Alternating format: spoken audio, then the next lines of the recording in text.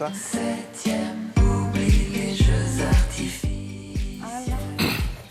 Voilà, Carole, bonjour. Ce matin, pour ce 32e Téléthon, on donne la parole à des écoliers et à leurs familles, c'est important. Oui, c'est notre façon à nous d'aider les familles en parlant de leur quotidien. On a suivi Rubens et Camille. Alors Rubens, il est en 5e, il est au collège Jules Ferry à Paris et c'est un élève brillant. Il veut devenir ingénieur. Et nous avons aussi Camille qui est un peu plus petite, qui elle vient de rentrer au CP. Ah oui, mais ça c'est quand même une étape importante dans la vie scolaire. Elle est en Seine-et-Marne. On a voulu voir leur quotidien à l'école. Ils sont tous les deux suivis d'une AVS, France et également Jessica, qui vont les aider à la prise de notes et également pour suivre les cours. Regardez le portrait attachant de ces deux élèves avec Pierrick Becquet. Paris 18e, 7h10, comme beaucoup de familles à cette heure-là, un jour de semaine, c'est le rush. Pour Carole, la maman de Rubens, il y a un rituel incontournable. C'est le moment de la cascade, c'est le moment le plus important. Sachant que je ne peux pas marcher. 1, 2, 3, Voilà. voilà. Hop. On voit son slip, mais c'est pas grave. Rubens, il a donc 12 ans, il est en 5e, c'est un super bon élève. Il a pour particularité d'être myopathe de Duchenne, une pathologie que l'on a diagnostiquée il y a 4 ans à peu près. La myopathie de Duchenne touche l'ensemble des muscles, y compris cardiaques et respiratoires. En mois de mars dernier, il a perdu la marche. Je vérifie Son planning. s'il y a bien l'espagnol, les maths. Ça perd les coups. On essaie d'en... Non. Hier, je me suis retrouvée avec une tête punk. Mais non. Pour moi, en tout cas, il faut construire son bonheur chaque jour. Et donc, chaque journée, on recommence et chaque journée est une chance, je veux dire, avec ou sans handicap. Bonjour. Bonjour, ça va? Ça va et vous? Oui. Ouais. Bisous, chérie. C'est un garçon très studieux. Et je pense qu'il a une grande notion de l'école. C'est-à-dire de progresser, et d'avoir un bon niveau et d'être un élève brillant.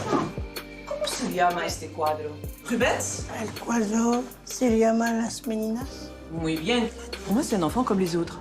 Comme il y a cette assistance humaine, l'AVS qui est toujours présente, donc il a sa béquille, en quelque sorte, et vous avez vu, il peut faire exactement comme les autres enfants.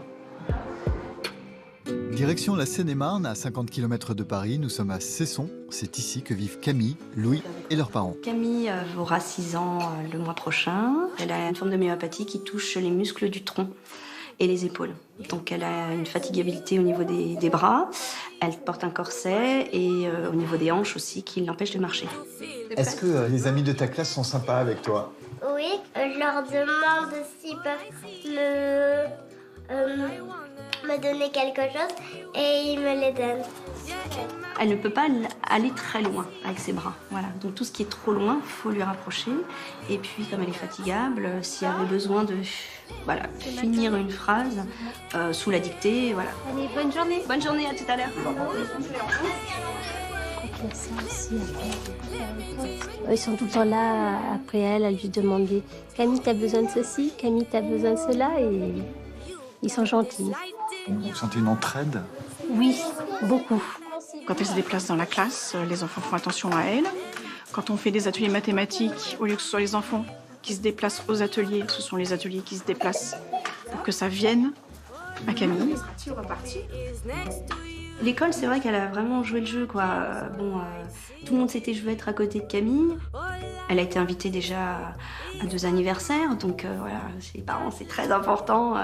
Les anniversaires, ça prouve qu'elle a des amis, quoi. Alors, cela dit, Rubens et Camille ont un accompagnement, ce qui n'est malheureusement pas le cas pour tous les enfants malades, hein, Carole. Et oui, les AVS, les assistantes de vie scolaire, ce n'est pas évident à trouver et pas toujours effectivement adapté. Par exemple, pour Rubens, il a une pathologie évolutive, donc à chaque fois, c'est à sa mère de revenir et de dire il me faut plus d'heures parce que la maladie a évolué. Il y a aussi le fait de trouver un bon établissement. L'établissement scolaire de Rubens, qui était près de chez lui, il n'est pas adapté au fauteuil. Du coup, il est obligé de prendre le bus et d'aller un peu plus loin dans Paris. Mais c'est vrai que le problème reste quand même les AVS qui ne sont pas toujours formés. J'en ai beaucoup discuté avec les parents. Oui, et on en avait discuté avec le ministre le 26 novembre, ici aussi, Jean-Michel Blanquer, situation précaire pour ces assistantes et souvent mal payées aussi. Oui, et le gouvernement s'est fixé le cap d'une école plus inclusive, c'est-à-dire la scolarisation pour les élèves en situation de handicap dans une école ordinaire. En 2017, 321 476 élèves en situation de handicap ont fait leur rentrée. C'est plus du double qu'en 2006. Alors on avance, mais c'est vrai qu'il faut encore